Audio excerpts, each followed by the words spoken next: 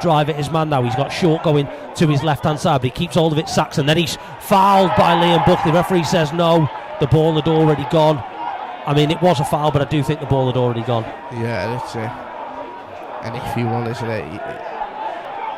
Picked up by Keenan now. Keenan looks for the run of Grice down the line. He's got in front of Sam Barrett, and then there's a foul by Barrett on Grice. And it's going to be a Leek Town free kick in a dangerous position, Jack.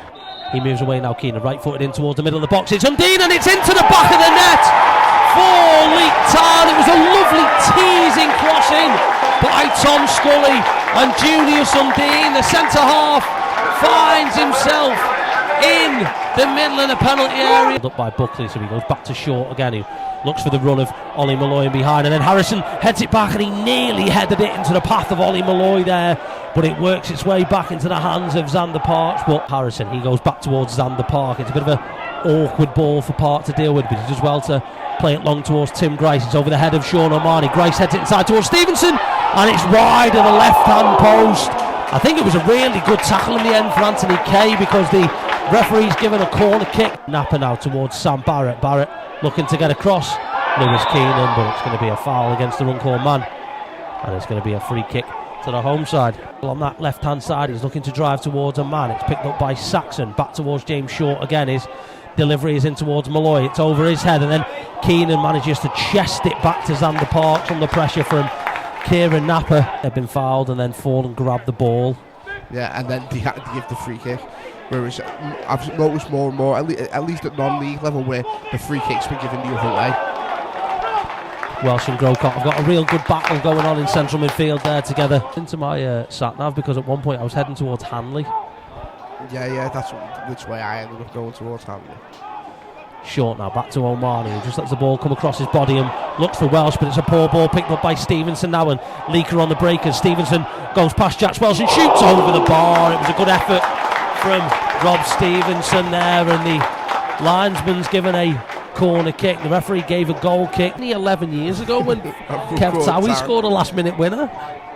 Crossing by Keenan now. It's Undine at the back post, and his header is just wide. He was totally unmarked at the back stick there.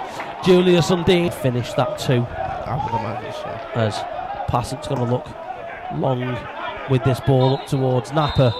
But the half-time whistle goes here at the F-Ball Community Stadium. And it's been a difficult half of football for Runcorn, that Jack. Was Lewis Keenan. Keenan now inside towards Stevenson, round the corner towards Tim Grice. And yeah, there's a foul. I was going to say that's definitely a foul. Does well in the end there. Buckley to clear long up towards Stevenson with a lovely little flick round the corner towards Grice, and now they're breaking 3 on 2, and it's a good toe round the corner from Stevenson to beat Kay. It crosses in towards the middle, but only into the hands of Bailey Passant there. It was a good bit of play from Rob Stevenson, that, Jack. Just the front of him. Runcorn have got a free kick in a dangerous area there. You'd think Lewis Doyle will be looking to get this onto a Runcorn head. Yeah, Doyle over the top of it now, right-footed, swinging towards the back post. Brook goes up, it's headed off Harrison, and out of play. There's a shout for a penalty from the Runcorn players. I thought it come off this The Runcorn players were screaming for a penalty there, and the referee's given a corner kick. Jack Welsh looks like he's been booked in the protests.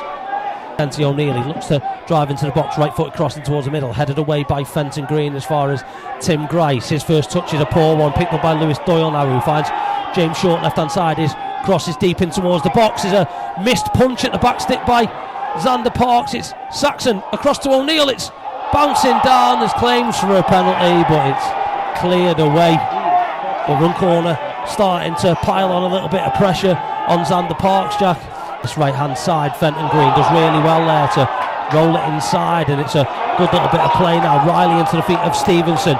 Stevenson looking to cut inside on his right foot, leaves it for Tom Riley. His shot is straight into the hands of Bailey Passant. O'Mahony has it into the feet of O'Neill. O'Neill looks for the chipped ball through, but it's cleared away by Fenton Green. Then O'Mahony looks to get across his man, but Thomas Carr does well to beat O'Mahony to it, and he gets into the box. Thomas Carr looks to shoot and tucks it home for Leek to surely put the game to bed here at Harrison Park. He did really well to get around Sean O'Mahony, and he tucks it neatly into the front post to make it Leek Town 2, Runcorn Linnets 0. Jack Walsh.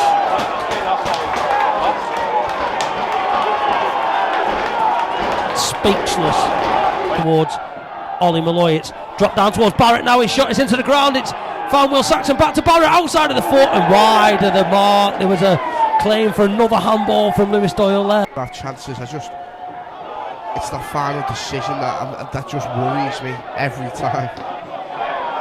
Short's clearance is blocked well by Stevenson. Then Fenton Green steps inside a couple of Runcorn men into the box, but his shot is a poor one, and it's over the bar. It just hasn't worked for Runcorn today. It's swung to that back post towards O'Mahony. His header is down towards Welsh inside the penalty area. He turns and shoots. It's ended up cleared off the line. And Jack, it is tradition, even though on a difficult day at the office, we do always give a man of the match. Do you want to pick it, or?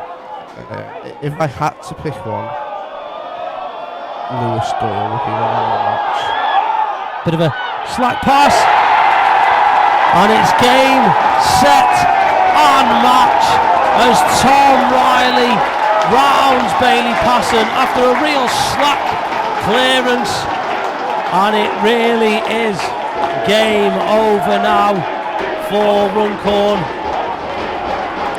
With a really, really poor bit of play at the back for Runcorn,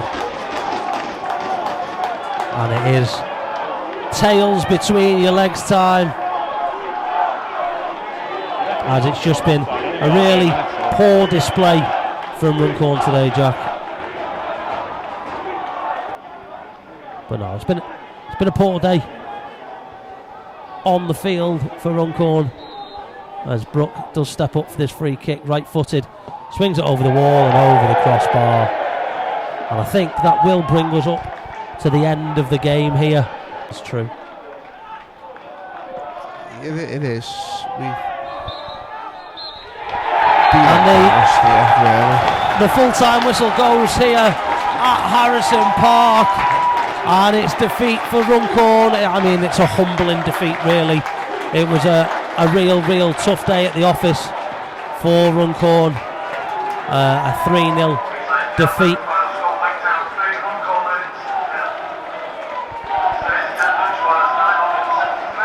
As the Leek fans applaud their players, and thoroughly deserved. They were the much better side. Runcorn had a spell, 20 minutes in the second half. If they could have got something at that point, it could have potentially changed the outcome, but just really not good enough from Runcorn today, Jack. No, and it's disappointing, Sam. It's, you know, Runcorn have filled 2 coaches of fans. They've not shut up about it all week, and the players just haven't gotten up for it. They haven't. There was no desire. There was no fight. There's been a late goal at Goodison Park as it's finished. Everton 1, West Ham 2. You know, Thomas Suchek. Runcorn for me, just lacked any desire. Runcorn lost themselves this game. I couldn't agree more. Leek didn't beat Runcorn today. Runcorn beat Runcorn. Yeah, no, I couldn't agree more. Couldn't agree more, Jack. It's been a bit of a difficult day all round, really. The Runcorn players walking off looking rightfully dejected after that result today, and the Leek players getting the applause that they thoroughly deserve, because they were without a doubt the better side.